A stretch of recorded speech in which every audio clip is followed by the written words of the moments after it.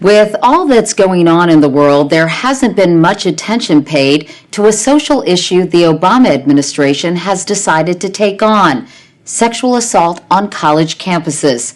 It's a problem, according to the Justice Department, that has proliferated across this country. And earlier this month, the government sent out guidelines to help colleges deal with it. But it won't be easy. Adjudicating a case of sexual assault on a college campus can be difficult for both the victim and the school, which we found out in the case of Beckett Brennan, who was a student at the University of the Pacific when she reported that she had been raped. The story will continue in a moment. Beckett Brennan was a high school All-American basketball player, renowned for her three-point shooting and recruited by dozens of top colleges. Nice. Her father, Barry, had played in the NCAA finals in 1974 and passed his love of the game on to his daughter. We built an unbelievable relationship through basketball and on the court. Tell me a little bit about what made you fall in love with basketball. I enjoyed having it define my ability, and it was nice to kind of be recognized by something that you worked so hard for. She accepted a full scholarship at the University of the Pacific, a picturesque school in Stockton, California, with 3,000 undergraduates and a successful Division I men's basketball program and a growing women's program. And so you had a good year your freshman year, yes, right? Great year. Actually made an impact, I like to think. But everything changed for Beckett Brennan one Saturday night in May of 2008. She went to a party with her teammates at a student housing complex known as the Townhouses, where she says she drank 6 shots of vodka. She says later she found herself stranded at an off-campus party looking for a ride. I was offered a ride by 2 of the men on the men's basketball team, assuming that we were going back to the Townhouses. Did you feel completely comfortable taking a ride with them? Absolutely. There was nothing, there were no red flags that came up, no reason for me not to trust them.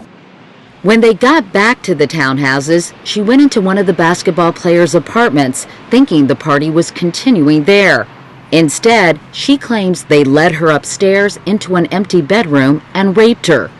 Then she says a third basketball player came into the room, pushed her into a closet, and raped her again. I remember them saying, "Don't tell anybody, and this is our little secret." What were you saying to them? "Why are you doing this to me?" Over and over and over again. When it was over, she called friends for help.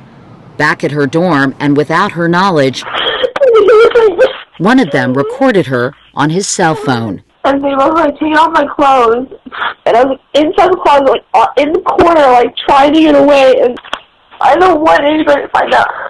No, I don't want anybody to find out. According to a study funded by the Justice Department, 95% of victims of sexual assault on college campuses don't report it. And neither did Beckett Brennan, not to Stockton police, not to the university. The next day, she got through her last final exam and flew home to Colorado. But her friends were worried and upset and gave that recording to the school. Her assistant coach called her at home. Is that when you told your mom and dad what had happened? What did they say? That was definitely the hardest conversation I've ever had. It's nightmarish, you have rage, you don't know how to act or react. You're just trying to hold things together and process.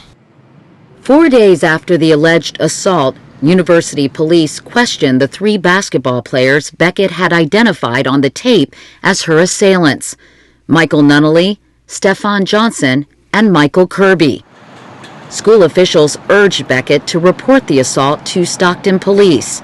A few weeks later, she talked to a detective there, and after that conversation, she decided not to file criminal charges.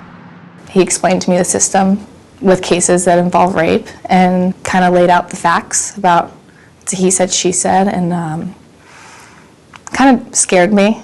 He used an example of a girl who was like 16 or 17 who was on the stand for like 16 hours. I can't even imagine. The school suggested another option: testify before the university's Judicial Review Board, an internal school disciplinary panel that would guarantee Beckett's identity wouldn't be revealed. Her parents, Jane and Barry, believed this would be the best course of action. We were fearful for her safety at that point, just her own mental health. But before the hearing, the university gave the Brennans a startling piece of information. Another Pacific student was claiming that she had also been raped at the townhouses just a month before Beckett. The school suspected a link and put Beckett in touch with the earlier victim, a former classmate named Christina Tonetti. I just was really shocked that something like that would happen twice in a month.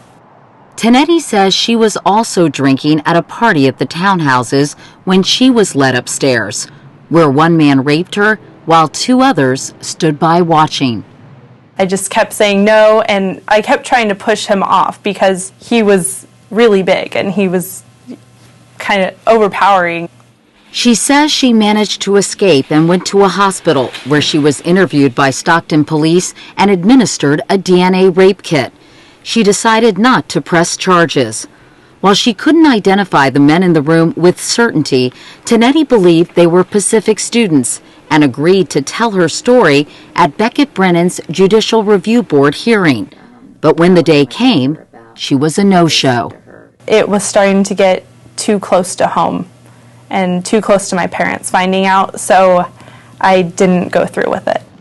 So 5 weeks after her assault, Beckett Brennan and the 3 players each testified in this campus building before a judicial board made up of 3 students, a teacher, and an administrator.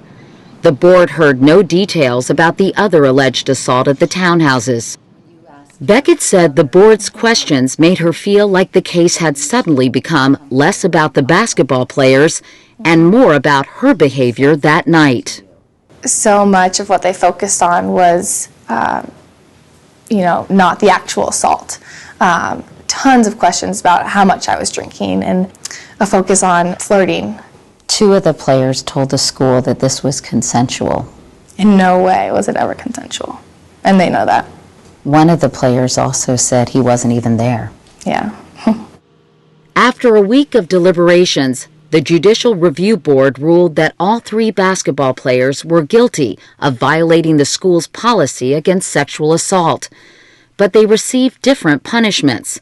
Stefan Johnson, who claimed he wasn't there, was expelled. Michael Nunnally, who admitted having sex with Beckett but said he believed it was consensual, was suspended for a year. And Michael Kirby, who said he and Beckett had consensual sex after she'd been flirting with him at the party, was suspended for a semester. All 3 chose not to comment for this story. I didn't understand how you can find somebody guilty of sexual assault and not expel them. Expelling one student, suspending one for 1 semester, suspending the other for a full academic year, those are all serious sanctions.